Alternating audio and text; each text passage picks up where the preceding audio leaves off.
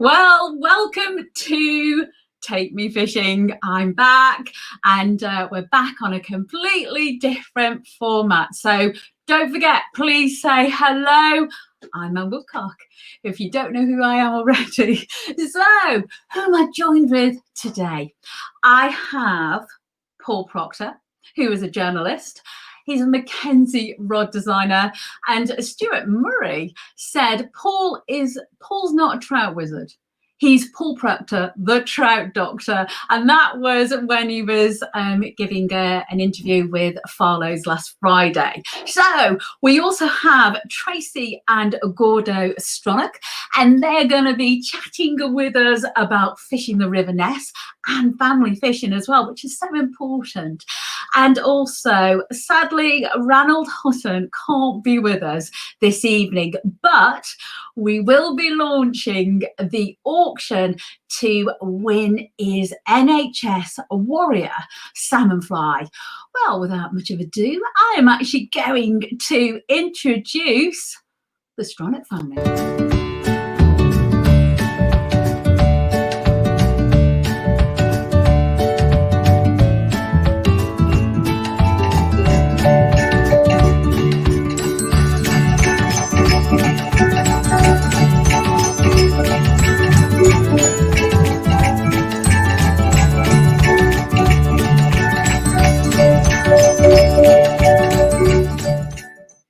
Well, there we go. That's the Stronach family. That just gives you a little bit of a flavour of who they are.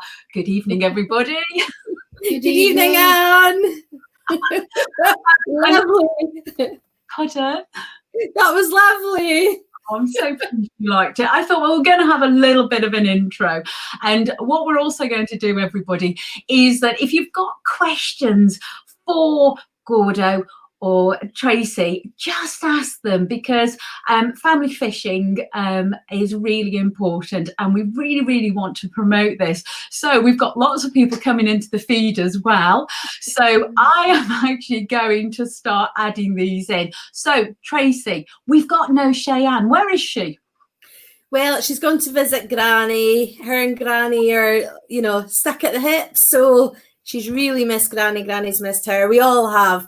But Cheyenne decided the other night, I'm going to see Granny, so I'm apologising for her. Because where is Granny? Because you've had a week car drive, haven't you, just to get there? Yes, we had to go to Dalwhinnie, which is a wee bit more over the 5 miles, but we took some food down, so that was a bonus. Yeah, well, it's important as well, because family at this present moment in time is so important, isn't it? Yeah. So tell us, how is the Ness fishing, please? Oh, it's looking lovely. It's looking lovely. We've been really, really, really lucky with the weather. It's just been amazing. The view, the banks are looking lovely. There's been a lot of hard work put into them, man. A lot of club members have given their time up and made the banks so nice for fishing. We've got, there's a lot of grass, as you know, it's growing like wildfire, but it really does make the river look really nice. So I'm pretty sure that the fish are looking up and thinking, oh, looks nice too, Well, gorgeous Cheyenne. Hello, Cheyenne. She's actually watching this live. So hi, Cheyenne. For everybody that, for anybody who doesn't actually know a little bit about the Ness system, one of my favourite places, because it's such a welcoming place. Tell everybody a little bit about the kind of fishing that there is there, Tracy. There's lots of different fishing on. Some people go fly fishing, salmon, trout, whatever. Sea trout, there seems to be quite a wee bit of activity with that just now. Fly fishing's in, so spinner. People sort of turn their nose up and say, oh, spinner. But do you know what? It's a great starter. That's where young Gordon here had the spinner in the hand, first of all, and just fell in love with fishing. It was just so easy. Cast out, reel in, and if you're lucky, you're lucky, So it's really good. You've got lots of beats on the Ness. You're not just stuck in one place. Lots of interesting little pools, and you've got nice sandy parts with gravel, which makes it easier for families. I mean, that's where we started off. Before I really allowed the kids in the water. I preferred them to stay on the kind of sandy level bits. So there's lots of that too, so it's pretty good, but lots of fish in there. People say, oh, they're not seeing fish, but there are a lot of fish coming through, so it's great. And also as well is that if people haven't been onto the Ness salmon fishing there every day or every couple of days, they are posting underwater videos, and that's actually the Ness Fishery Board, isn't it? Yeah, it is. It's really amazing what you see underwater. We were very lucky, weren't we, that one of the other guys who's a member is an associate member, and he actually taught us how to use our mobile phone and link the app to a GoPro through a cable. I mean, it was brilliant. So we went on to the Ness last season and we did a little bit of our own footage underwater, and you'd be amazed. It's not just fish in there, there's loads in there. You've got the otter coming up, you've got the seals, all the wildlife on it. Just it makes it worthwhile, makes it worthwhile. Great. And I know myself personally, when I hold a ladies event somewhere, you always know that it's a place where you're really welcome, and also as well as you've got a chance for a fish. And I know Dave Woods has actually said what are the salmon numbers like this season. But the thing is with the Ness, I remember a couple of years ago, the Inverness Angling Club that August, you actually were outperforming because the river was so low.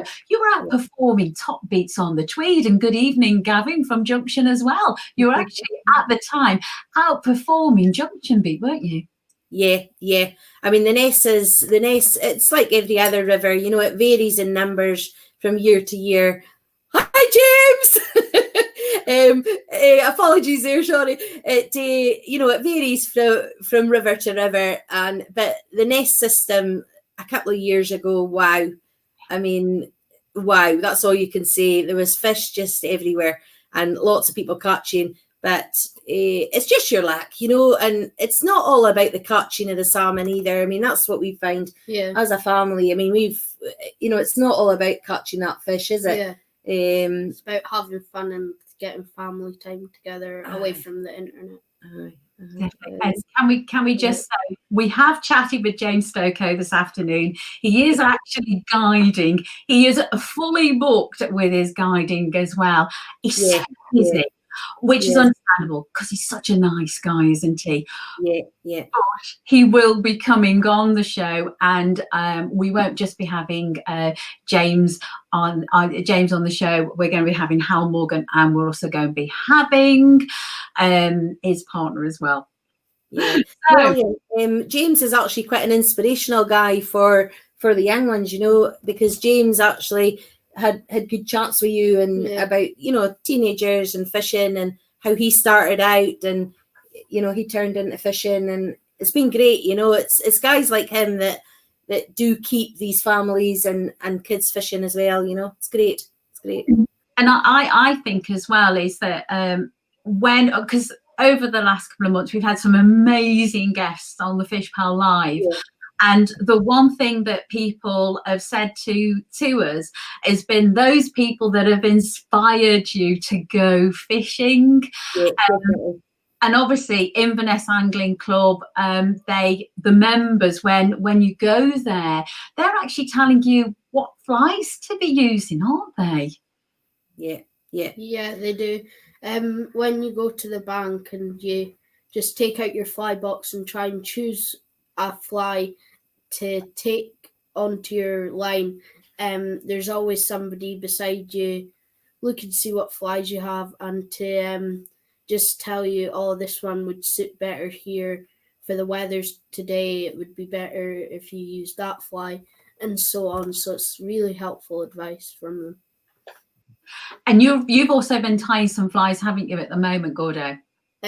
So I've been tying the Stut's tail a lot.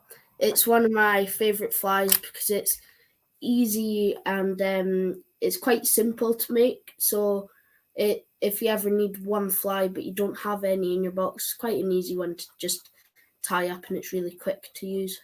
And you can do it in different sizes as well, can't you? Yeah.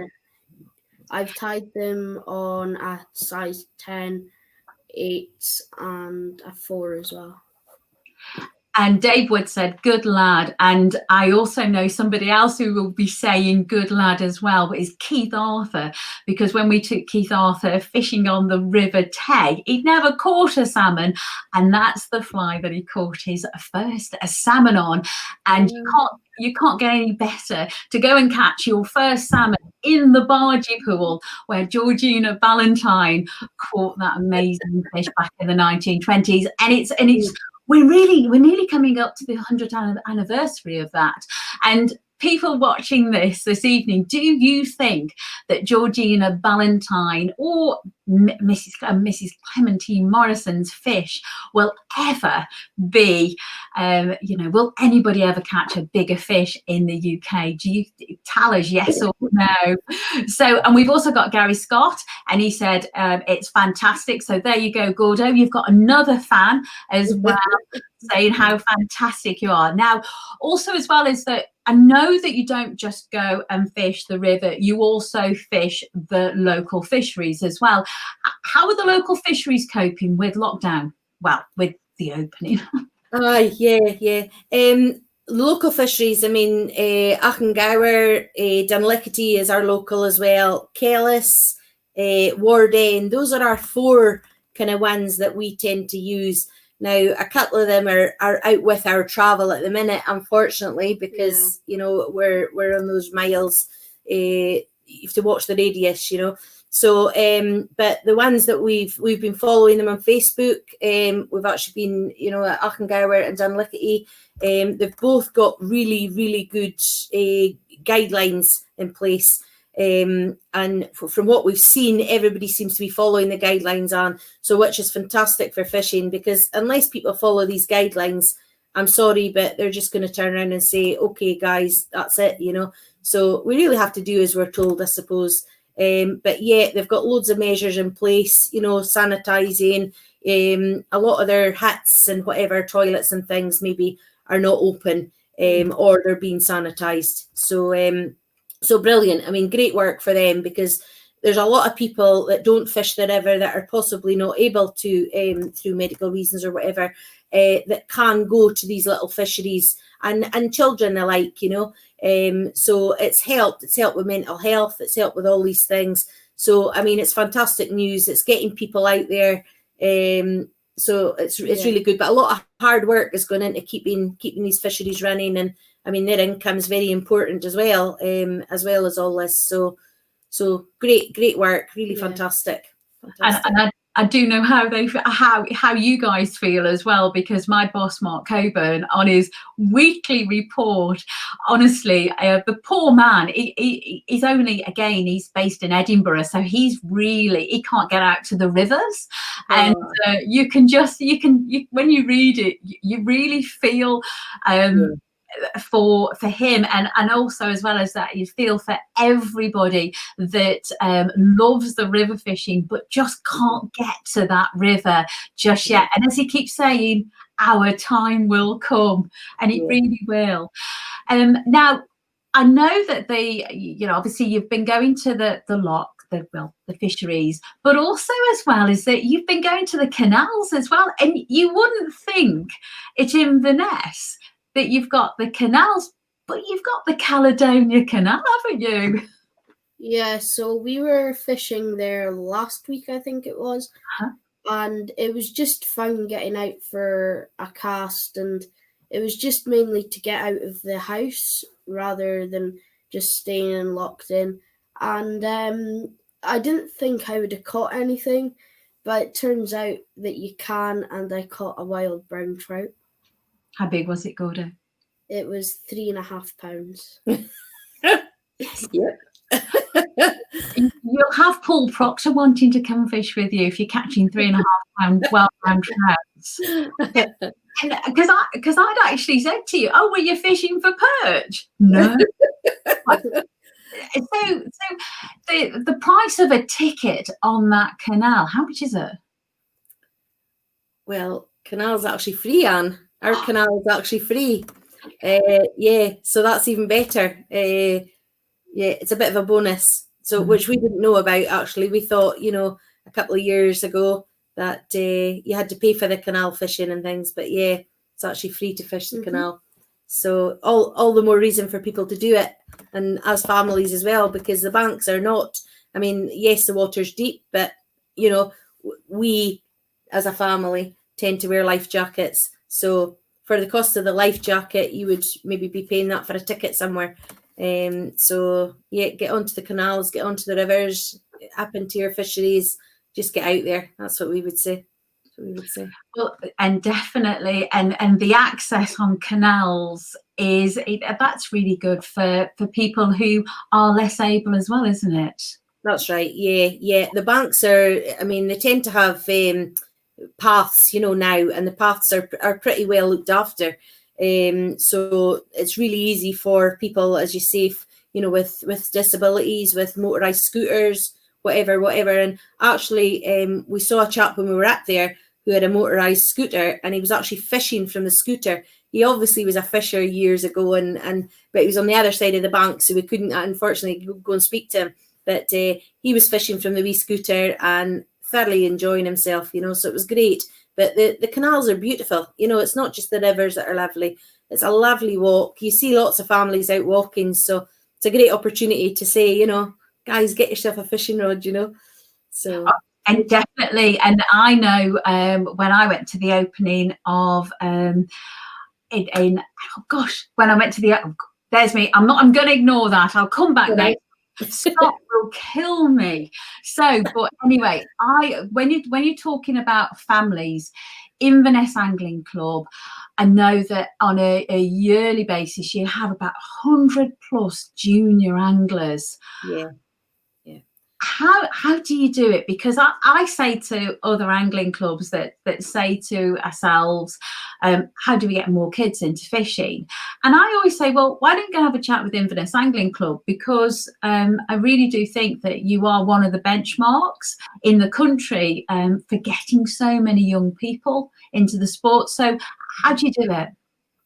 Well, I mean, it's a lot of the fishers, a lot of our junior fishers or members, should I say, a lot of the members that are juniors actually have grandparents that were fishers on the river. They have parents that are fishers on the river, so that is a definite benefit.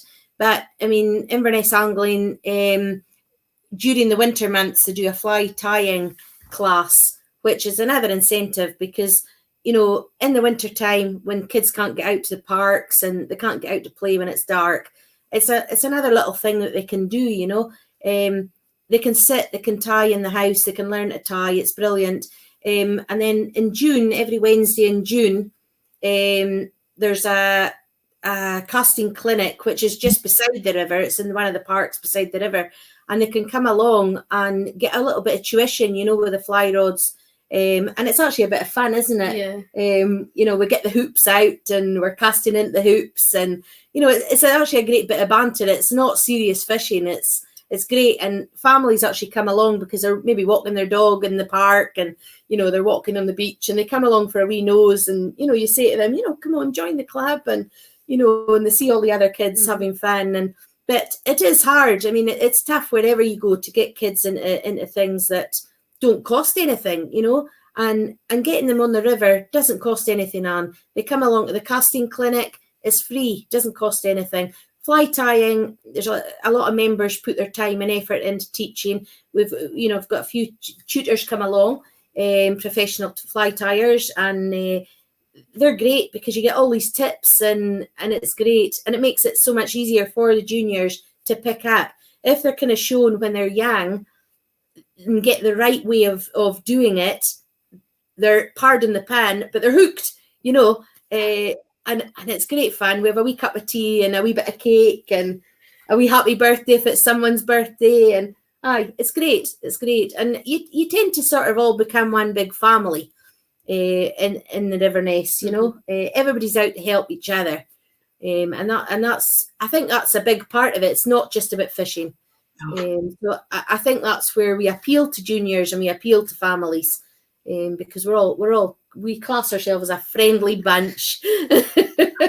And I think that is one of the big things about it. It's about friendliness, and it's family, and I think that maybe if some places approached it a little bit differently, you'd actually encourage more people to come and try the sport. Yeah, I think so. It's difficult, you know. It's keeping them focused as well, and that's where those two classes become a bit of fun. I think, you know, long term, once our COVID thing is all kind of over, and we could maybe get something more for families. There may be other things in the pipeline in years to come, you know, that we could get more families and do more events and things like that. It's just the volunteers, but you know, there's plenty of volunteers in our kind of club, isn't there, that we all want to sort of join in and help and things. And the ladies' days have been fantastic. I mean, it's not just about you know, mums going or sisters, it's aunties and daughters and grandchildren. It will be at some point. Yeah. So, well, can I just say, we've just had Deirdre Stewart. She came on and she said Kirriemuir Angling Club are huge supporters of junior members. And I know that there's clubs all over the place that are big supporters, and they want to get more juniors in there. And she said we must encourage the next generation of anglers. When kids fish, they learn about a lot of other things, geography, biology, etc. She says it's good to see youngsters so enthusiastic, and of course, she said, absolutely, ladies as well. So because again, this is how I met you as well, wasn't it, Tracy? When Sue Munro was organising the charity event, and at the time you were working for Tesco's, and we used and all we heard about was Tesco Tracy. And you were just like so enthusiastic. So you're just absolutely fantastic for the sport. Yeah, thank you, Anne. Thank you. I mean, I worked for Tesco's then, but I must say I like being on the river a bit better than I worked in Tesco's. But, you know, it was a good match, and it brought us all together. But the ladies' days are absolutely fantastic. You know, we've got so much to offer with fishing. You know, some of us, we've been on days, haven't we, with the juniors, where we do fancy dress. You know, we just dress up, we put wigs on, we do all sorts of things, and it's fun. And you know, people used to think, oh, it's a rich person's sport and it's an old people's sport, and it's not. I mean, even the kids getting on the river, they're not just learning about the fish, they're learning about the wildlife, the plant life. It's, you know, picking up stones and wondering how they got that shape and what colour, you know, what type of stones you find in certain rivers. And, you know, there's just so much to learn. You know, it's great. It's great. It's an adventure for them. It really is. And that's what fishing is. Fishing is an adventure. So and I think we really should be pushing the fact that it's an adventure sport. Because for you know, it is an adventure. By the time you've finished at the end of the day, you don't know what you could have done. That's right. Now, your local tackle shop, because every week I'm actually going to have a section on fishing shops, because we really need to be supporting fishing shops, because we're going to lose them if we don't. And I'm going to get Graham's of Inverness onto this as well. So, but they're now back open, aren't they, Graham's of Inverness? Yeah, they're open Monday, Tuesday, Thursday, Friday, and Saturday. They're closed Wednesdays and Sundays. They're open till 5:30 by appointment, so you can go. Obviously, you can go in, or you can pick it up at the door if you know what you're needing.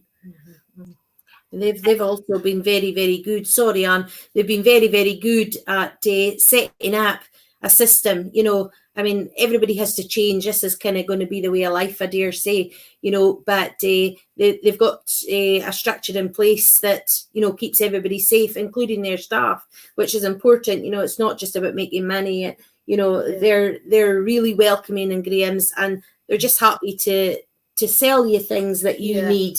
They've got everything. I don't really know if they've got everything, but I'm sure they've got nearly everything except for the kitchen sink in there.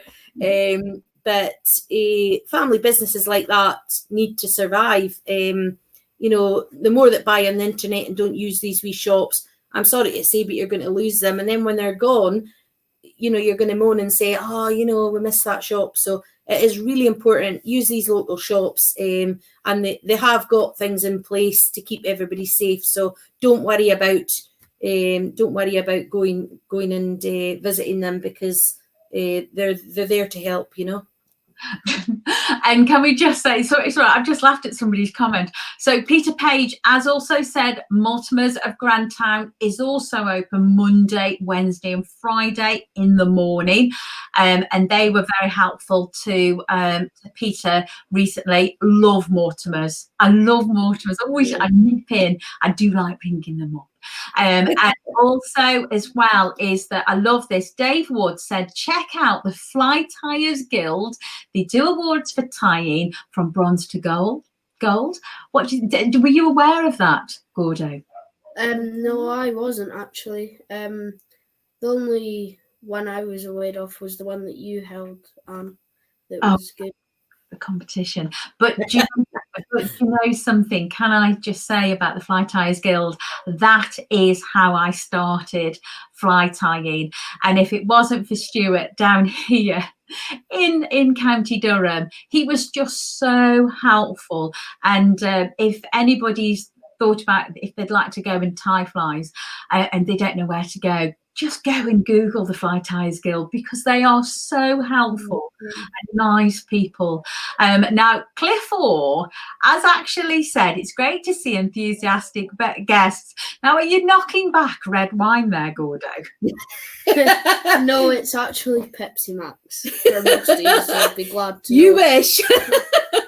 There will come a moment he will be knocking back red wine, I'm sure. I just love everybody that comes into this feed. You're all amazing, because you do make me smile. And I know some people are still at home. They are, you know, still stuck at home. So I'm hoping that we can at least come and have a giggle on a Tuesday night. Now, you're going to come back next week, because we are going to talk about what we're going to do is every week we are going to do something family fishing, because that's so important. And next week we are launching something for everybody to do. Okay, so everybody tune in next Tuesday for that. We're not going to tell you what it is, but we've got something for you all to do, and it's all going to make you smile, we hope. Okay, so I'm going to see you next week. I'm going to obviously talk about Ranald's fly. So I'm going to put on the information about Ranald's fly now. Cheers.